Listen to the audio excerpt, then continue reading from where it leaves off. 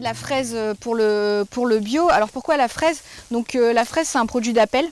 La plupart des producteurs vendent leur production sous forme de panier et donc ils ont besoin d'avoir une gamme.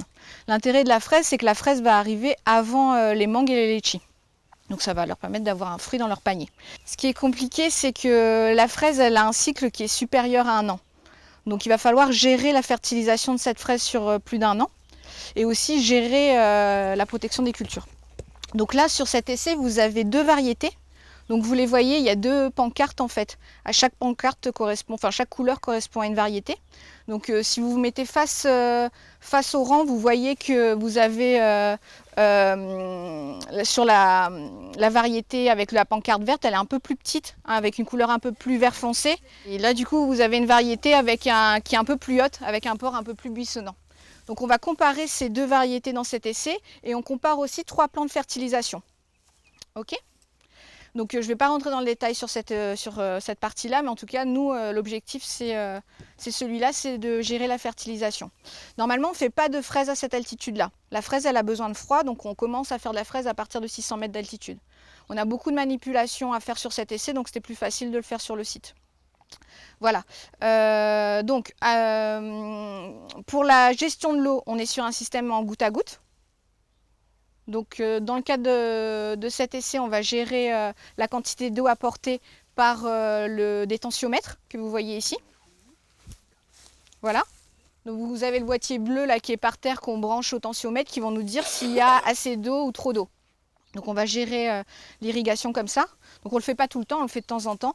Et là on est à peu près à 3 minutes, 2 fois 3 minutes par jour. Ça suffit. Un des ravageurs importants sur la fraise, c'est le tarsonème. C'est un acarien, c'est une petite araignée en fait, minuscule. Donc, alors, pour pouvoir gérer ce ravageur, il va falloir surtout savoir quand il est là. Donc, c'est un ravageur qui est microscopique. Donc, je vous ai fait une photo là. Donc, c'est ce petit ravageur là. Donc, on ne le voit pas à l'œil nu. Donc, pour pouvoir bien le gérer, il faut pouvoir savoir s'il est là. Donc, on fait ça avec une loupe. Donc, je vais vous inviter à venir regarder, à essayer de voir si vous en voyez. Donc il se situe sous les feuilles. Donc on prend une feuille, le ravageur se situe sous la feuille, donc on retourne la feuille, on pose la loupe, donc c'est une loupe x10. Et on va regarder si on voit le petit ravageur. Hop. Donc on fait, je vous laisse essayer si vous voulez. Il faut vraiment que tu colles ton œil. Voilà, donc on va pas faire ça pour tous les plants, mais on va prendre des plants au hasard pour vérifier si on voit le ravageur ou pas. Bah, tant mieux, c'est qu'il n'y en a pas. Donc c'est pour ça que je l'avais sorti. Quand il y en a, c'est un petit truc comme ça qu'on voit, c'est une petite araignée, en fait elle est translucide. Donc ça c'est le tarsonème. Il y en a un autre qui est beaucoup plus gros et que là on voit à l'œil nu. C'est ce qu'on appelle l'araignée rouge. Elles sont aussi sous les feuilles, oui, sous d'autres plantes. Le tarsonème aussi c'est sur d'autres plantes. Hein. Donc c'est l'araignée rouge, acarien tétranique. Donc celui-là on le voit, hein, c'est celui quand il y en a vraiment beaucoup qui tisse des toiles. On l'appelle aussi acarien tisserand.